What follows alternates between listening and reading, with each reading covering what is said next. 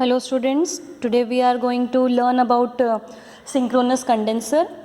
So you have already studied about synchronous motor in previous lectures, and you know that synchronous motor, it takes leading current when it is overexcited. So we can say that synchronous motor behaves as capacitor if it takes the leading current or when it is overexcited. So if I tell about the definition of synchronous condenser, I can say that an overexcited synchronous motor running on no load is known as synchronous condenser. This is definition of synchronous condenser. Now a synchronous condenser, it improves the power factor of the system. How it happens? For understanding that, you will have to see this diagram. So you can see that when such a machine, means an overexcited synchronous motor, when it is connected in parallel with induction motor or any other device that operates at low lagging power factor, then in that case what happens? This synchronous motor, it will supply the leading kVAR. So what will happen because of this?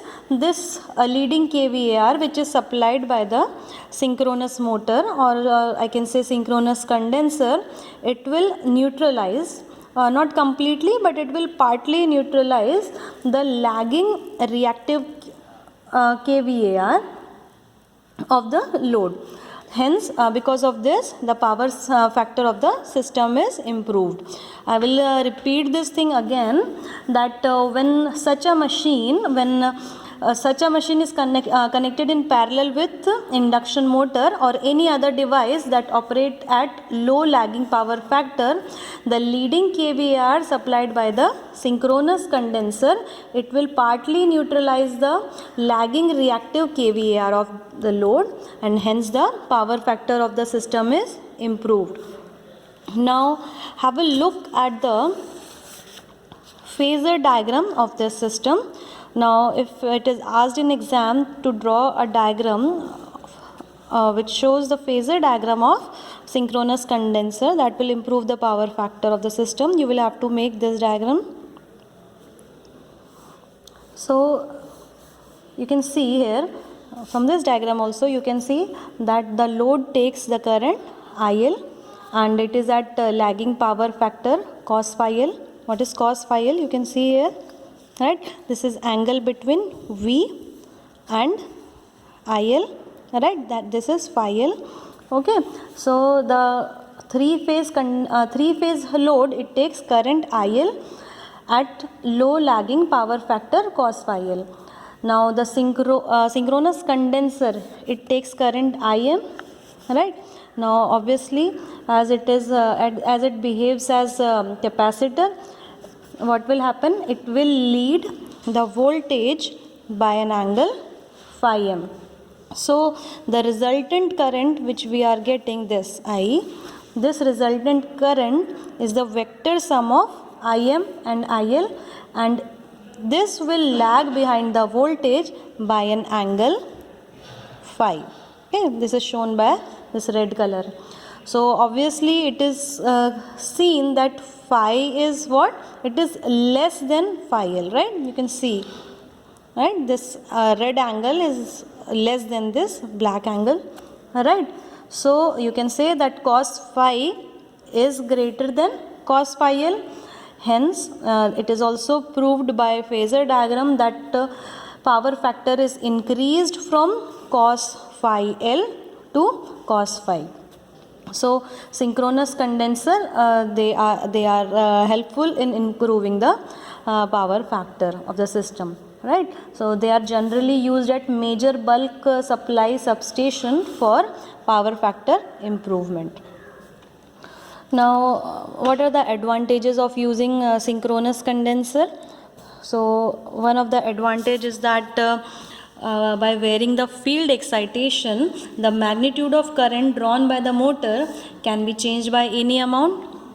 and this will help in achieving this stepless control. So in various stepless control of the power factor, we are using the synchronous motor. So a synchronous condenser. Just the only thing we need to do is we can change the excitation, and we can achieve the desired power factor.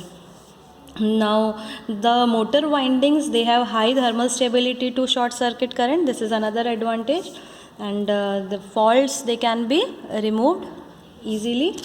But some disadvantages are also there in a synchronous condenser. First thing, because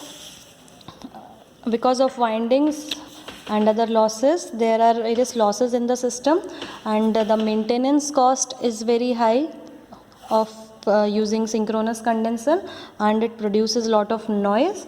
So except in few sizes like above 500 kVA, the cost is greater as compared to that of static capacitor of the same rating. So this is comparison, what I am saying is comparison of static capacitor and a synchronous condenser. Sometimes this question is asked in exam also, in competitive exams also, the comparison of synchronous condenser and static capacitor.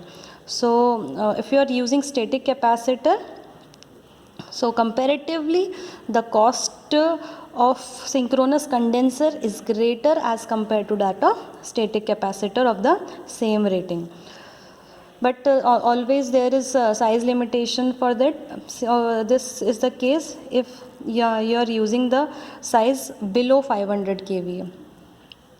So now also another thing is that as synchronous motor has no self-starting torque, therefore an auxiliary equipment has to be provided for this purpose. This is again a disadvantage of any general synchronous motor, that it requires an auxiliary equipment that has to be provided for the starting torque.